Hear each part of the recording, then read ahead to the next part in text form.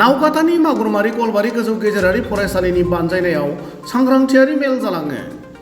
फेग्रा मुवानि उदां समाज दानाय, उन्दै बैसोआव जुलि जानायखौ बन्द खालामनाय आरो सोलोंथाइ बिथिंखौ गोजौ फारसे जौगाहोनाय बायदि बिथिंनि सोमोन्दै 27 सेप्तेम्बर शुक्रबारखालि मागुरमारि कलबारि गोजौ गेजेरारि फरायसालियाव सांग्रांथि मेला जालाङो।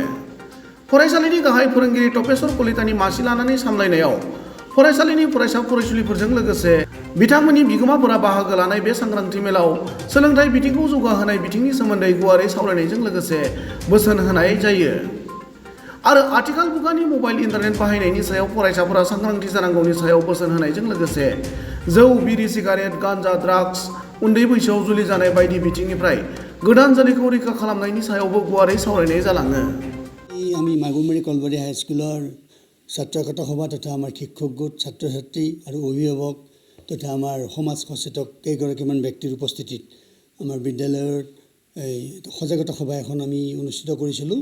আমি প্ৰায় 12 বজাত আৰম্ভ কৰি 4 বজাত শেষ কৰিলোঁ। আমি তাত কেইগৰাকীমান বিশেষ ব্যক্তিক আমন্ত্ৰণ জনাইছিলোঁ। তেখেতসকলৰ ভিতৰত আমাৰ এই অনুষ্ঠানখনৰ লগত ওতঃপ্ৰোতভাৱে জড়িত আৰু আমাৰ গাতে লাগি থকা মাগুৰমাৰী মজলীয়া বিদ্যালয়ৰ শিক্ষক তথা আমাৰ SMCৰ সভাপতি আৰু আমাৰ শুভাকাংক্ষীসকল আছিলে। তাৰ উপৰিও আমাৰ সাংবাদিক বন্ধু দীপাংকৰ দাস, ৰঞ্জিত ৰাজবংশী, বিজয় ৰাজবংশী আৰু অমিতাভ এখেতসকলকো আমি আমন্ত্ৰণ জনাইছিলোঁ।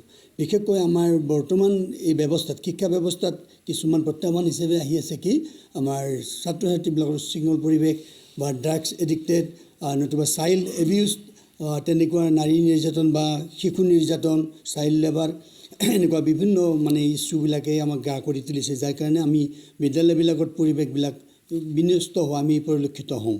আৰু সেইকাৰণে আমি ভাবিছোঁ যোৱাকালি আমাৰ হাফেলি পৰীক্ষা শেষ হৈ গৈছে আৰু শেষ হোৱাৰ কাৰণে আজি ক্লাছ পাতি অলপ কম হ'ব বুলি ভাবি আমি এনেকুৱা এটি সজাগতা সভাৰ আলোচনা বা কৰি পেলাই সিদ্ধান্ত গ্ৰহণ কৰিলোঁ। আৰু সভাখন ধুনীয়াভাৱে বা আন্তৰিকতাৰে সকলোৱে গ্ৰহণ কৰিছে, গাৰ্জেন সকলো আহিছে আৰু তাত এই ইছ্যুবিলাকক লৈ আলোচনা হৈছে। ছাত্ৰ ছাত্ৰীসকলে কিছু কথা কৈছে যদিও তেওঁলোকে বিশেষকৈ শুনিছে আৰু অভিভাৱকসকলেও আজি শুনিছে আৰু আমাৰ যিসকল ৰিচাৰ্চ পাৰ্চন আছিলে তেখেতসকলে সুন্দৰভাৱে তেখেতসকলৰ মন্তব্যৰ জৰিয়তে বক্তব্য কিছুমান বা উপদেশমূলক কিছুমান বা খোজ আৰু আদৰ্শমূলক কিছুমান বক্তা আগবঢ়াইছে বা বক্তব্য আগবঢ়াইছে আৰু যিটোৱে ছাত্ৰ ছাত্ৰী তথা আমাৰ শিক্ষক সমাজ আৰু অভিভাৱকসকলকো লাভমণ্ডিত কৰিছে। আৰু শেষত আহিছে আমাৰ দীপাংকৰ আৰু তেওঁৰ লগত আৰু 4গৰাকী।